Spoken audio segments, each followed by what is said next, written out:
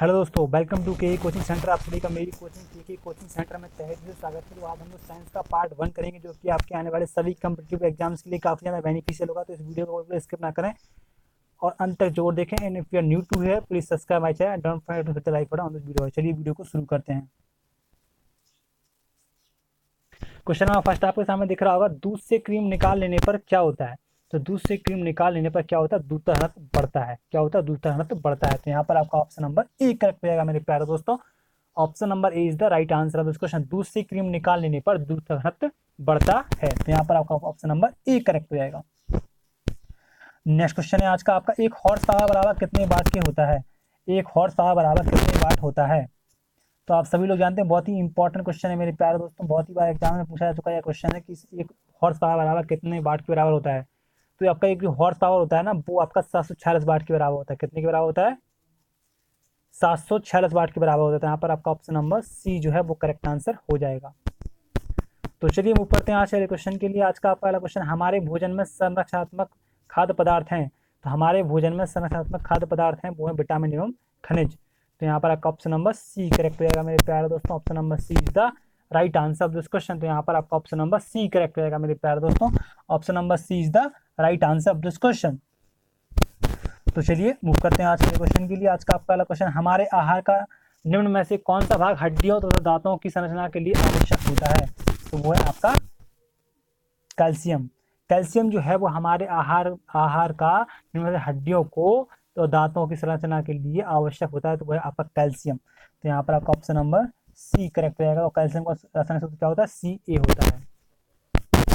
Next question है आज का आपका एकास्टिक्स विज्ञान किससे संबंधित है। एकास्टिक विज्ञान किसका अध्ययन होता है। तो एकास्टिक आपका ध्वनि से संबंधित होता है, ध्वनि से संबंधित होता है। तो यहाँ पर ऑप्शन नंबर बी करेक्ट हो जाएगा मेरे प्यारे दोस्तों। Option number B is the right answer of this question. तो चलिए मूव करते हैं आज के अगले क्वेश्चन के लिए। आज का आपका अगला क्वेश्चन है मेरे प्यारे दोस्तों, प्रकाश तरंग किस प्रकार की तरंग है। प्रकाश तरंग किस प्रकार की तरंग है। तो प्रकाश तरंग आपकी जो है वो आपकी अनुप्रस्थ तरंग है। क्या है, ऐसी तरंग है, अनुप्रस्थ तरंग है। तो यहाँ पर आपका ऑप्शन नंबर ए करेक्ट हो जाएगा मेरे प्यारे दोस्तों। Option number A is the right answer of this question. तो चलिए मूव करते हैं आज के क्वेश्चन के लिए। आज का पहला क्वेश्चन है, नेक्स्ट क्वेश्चन है क्वेश्चन नंबर 7। पास आती हुई रेलगाड़ी की सीटी की आवृत्ति या तीक्ष्णता बढ़ती जाती है, इसे किस घटना के कारण होता है। यह आपका डॉपलर प्रभाव के कारण होता है। किसके कारण होता है, डॉपलर प्रभाव के कारण होता है। तो यहाँ पर आपका ऑप्शन नंबर बी करेक्ट हो जाएगा मेरे प्यारे दोस्तों। Option number B is the right answer of this question. चलिए मूव करते हैं आज के क्वेश्चन के लिए। आज का पहला क्वेश्चन है मेरे प्यारे दोस्तों, क्वेश्चन नंबर 8 आपके सामने दिख रहा होगा, डॉपलर प्रभाव संबंधित है।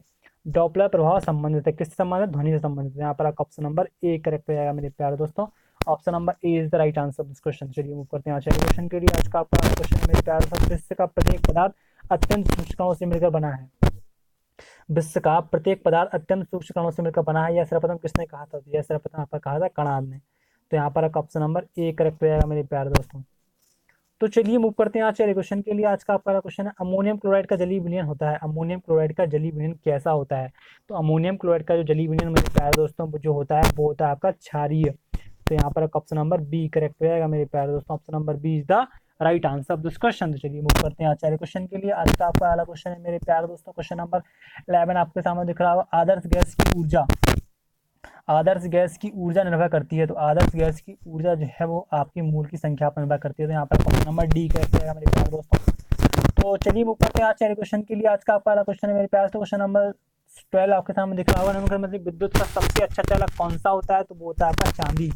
क्या होता है मेरे प्यारे दोस्तों, चांदी जो है वो आपका विद्युत का सबसे अच्छा चालक होता है। तो यहाँ पर आपका एजी जो है सिल्वर का जो कि प्रतीक होता है, ये आपका करेक्ट आंसर हो जाएगा। यानी आपका ऑप्शन नंबर सी करेक्ट हो जाएगा मेरे प्यारे दोस्तों। Option number C is the right answer of this question. तो चलिए मूव करते हैं आज के क्वेश्चन के लिए। आज का आपका क्वेश्चन है मेरे प्यारे दोस्तों, बेवकूफों का सोना या आपका झूठा सोना किससे कहा जाता है। तो आयरन पायरेट को झूठा सोना कहा जाता है। तो यहाँ पर आपका ऑप्शन नंबर डी करेक्ट हो जाएगा मेरे प्यारे दोस्तों। नेक्स्ट क्वेश्चन है आज का आपका, मीना माता रोग किस कारण से होता है। मीना माता रोग किस कारण से होता है। तो आपको ये बताना है मीना माता रोग जो है वो किस कारण से होता है। तो मीना माता रोग जो है वो आपकी पारा की कमी के कारण होता है। तो यहाँ पर आपका ऑप्शन नंबर ए करेक्ट हो जाएगा मेरे प्यारे दोस्तों। Option number A is the right answer of this question. तो चलिए मूव करते हैं आज के अगले क्वेश्चन के लिए। आज का आपका अगला क्वेश्चन है मेरे प्यारे दोस्तों, और हाँ, जो बंदा इस चैनल पर नया हो तो वो मेरी इस चैनल को प्लीज प्लीज प्लीज सब्सक्राइब जरूर कर लेना मेरी इस चैनल को, आप लोग क्या करना, सब्सक्राइब जरूर कर लेना और बेल आइकन पर क्लिक कर देना ताकि मेरे आने वाली वीडियो आप तक पहुंच सके। उनका नोटिफिकेशन बेल आप ऑन कर लेना ताकि मेरे आने वाले सभी वीडियो आप तक पहुंच सके और आप लोग इस ज्ञान के भंडारण का अपने अंदर समापन कर सकें। तो चलिए बढ़ते हैं अगले क्वेश्चन के लिए। आज का पहला क्वेश्चन है, सफेद सोना के नाम से किसे जाना जाता है मेरे प्यारे दोस्तों? सफेद सोना के नाम से किसे जाना जाता है? सफेद सोना के नाम से आपका प्लेटिनम को जाना जाता है। किसको जाना जाता है? प्लेटिनम, जिसका प्रतीक होता है पीटी। ठीक है ना। चलिए मूव करते हैं आज के क्वेश्चन के लिए। आज का पहला क्वेश्चन है, मानव मस्तिष्क कितने ग्राम का होता है? तो मानव मस्तिष्क जो है वो आपका 1350 ग्राम का होता है। तो यहाँ पर ऑप्शन नंबर सी करेक्ट रहेगा मेरे प्यारे दोस्तों। Option number C is the right answer of this question.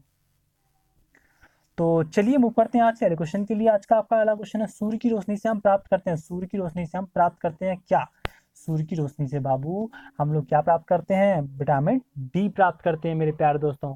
Vitamin A क्या होता है? विटामिन ए का रसायनिक नाम क्या होता है? तो विटामिन ए का रसायनिक नाम होता है रेटिनॉल। विटामिन बी का रसायनिक नाम क्या होता है? थायमीन। विटामिन सी का रसायनिक नाम क्या होता है आपका? Ascorbic acid. और विटामिन डी का कैल्सीफेरॉल। विटामिन ए की कमी से आपका कौन सा रोग होता है? रतौंधी हो जाती है, जिसमें रात को दिखाई देता है व्यक्ति को। ठीक है ना, रतौंधी रोग होता है। विटामिन बी 1 की कमी से बेरी बेरी रोग होता है। विटामिन सी की कमी से स्कर्वी होती है। विटामिन डी की कमी से रिकेट्स होता है, इसे हिंदी में सूखा रोग कहा जाता है। तो इतनी सारी डिटेल्स मैंने आपको इस क्वेश्चन के साथ दी। आशा करता हूँ आपको ये वीडियो जरूर पसंद आ रहा होगा। तो इस वीडियो को लाइक जरूर कीजिएगा मेरे प्यारे दोस्तों और चैनल को सब्सक्राइब जरूर कीजिएगा। तो चलिए मूव करते हैं आज के अगले क्वेश्चन के लिए। आज का आपका अगला क्वेश्चन है मेरे प्यारे दोस्तों, क्वेश्चन नंबर 18 आपके सामने दिख रहा होगा मेरे प्यारे दोस्तों। मनुष्य के शरीर में सबसे छोटी ग्रंथि है, मनुष्य के शरीर में सबसे छोटी ग्रंथि कौन सी होती है? तो वो होती है आपकी पिट्यूटरी ग्लैंड। तो यहाँ पर आपका ऑप्शन नंबर बी करेक्ट हो जाएगा मेरे प्यारे दोस्त। Option number B is the right answer of this question. चलिए मूव करते हैं आज के क्वेश्चन के लिए। आज का आपका अगला क्वेश्चन है मेरे प्यारे दोस्तों, कौन सा जीव मिट्टी की उर्वरकता को बनाए रखता है? कौन सा जीव मिट्टी की उर्वरकता को बनाए रखता है?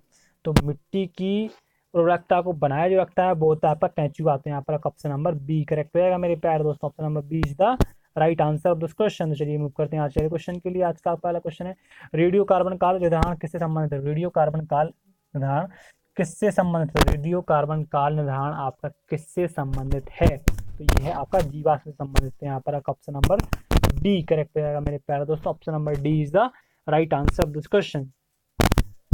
तो चलिए मूव करते हैं आज के क्वेश्चन के लिए। आज का आपका क्वेश्चन है, ठोस कार्बन डाइऑक्साइड को क्या कहते हैं? ठोस कार्बन डाइऑक्साइड को क्या कहते हैं? ठोस कार्बन डाइऑक्साइड को आपका कार्बन डाइऑक्साइड क्या कहते हैं? शुष्क बर्फ कहते हैं। क्या कहते हैं मेरे प्यारे दोस्तों? शुष्क बर्फ कहते हैं। क्या कहते हैं? शुष्क बर्फ, शुष्क बर्फ कहते हैं। Option number C is the right answer of this question. आलू उदाहरण है, आलू किसका उदाहरण है? तो रूपांतरित तने का उदाहरण है। तो यहाँ पर ऑप्शन नंबर सी करेक्ट हो जाएगा मेरे प्यारे दोस्तों। Option number C is the right answer question. चलिए मूव करते हैं आज अगले क्वेश्चन के लिए। आज का आपका अगला क्वेश्चन है मेरे प्यारे दोस्तों, क्वेश्चन नंबर 23 आपके सामने दिख रहा होगा, बिजली के बल्ब का फिलामेंट किस तत्व से बना होता है? बिजली के बल्ब का फिलामेंट किस तत्व का बना होता है? तो बिजली के जो बल्ब का फिलामेंट होता है ना, वो आपका टंगस्टन का बना होता है। किसका बना होता है मेरे प्यारे दोस्तों? टंगस्टन का बना होता है। तो चलिए मूव करते हैं आज के क्वेश्चन के लिए। आज का आपका क्वेश्चन है, वर्षा की बूंद गोलाकार क्यों होती है मेरे प्यारे दोस्तों? बहुत ही इंपॉर्टेंट क्वेश्चन है मेरे प्यारे दोस्तों। बहुत सारे एग्जाम पूछा जा चुका है क्वेश्चन है कि वर्षा की बूंदों का आकार जो है वो गोलाकार क्यों होता है? तो ये होता है मेरे प्यारे दोस्तों पृष्ठ तनाव के कारण। किसके कारण होता है? पृष्ठ तनाव के कारण। तो चलिए मूव करते हैं आज के क्वेश्चन के लिए। आज का आपका क्वेश्चन है, लालटेन या लैंप की बत्ती में तेल किस कारण से ऊपर चढ़ता है? लालटेन या लैंप की बत्ती में तेल किस कारण ऊपर चढ़ता है? तो यह चढ़ता है आपका केशिकत्ति कारण, केशिकत्ति कारण। तो यहाँ पर आपका ऑप्शन नंबर ए करेक्ट हो जाएगा मेरे प्यारे दोस्तों। Option number A is the right answer of this question. तो चलिए मूव करते हैं आज अगले क्वेश्चन के लिए। आज का आपका अगला क्वेश्चन है मेरे प्यारे दोस्तों, आज का आपका क्वेश्चन नंबर 26 आपके सामने दिख रहा होगा, त्वरित चालक का आविष्कार किसने किया था मेरे प्यारे दोस्तों?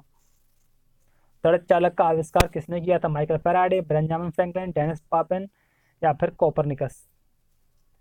तो इस क्वेश्चन का जो राइट आंसर है मेरे प्यारे दोस्तों, त्वरित चालक का आविष्कार किसने किया था? तो बोलते हैं आपके बेंजामिन फ्रैंकलिन। तो यहाँ पर आपका ऑप्शन नंबर बी करेक्ट हो जाएगा मेरे प्यारे दोस्तों। Option number B is the right answer of this question.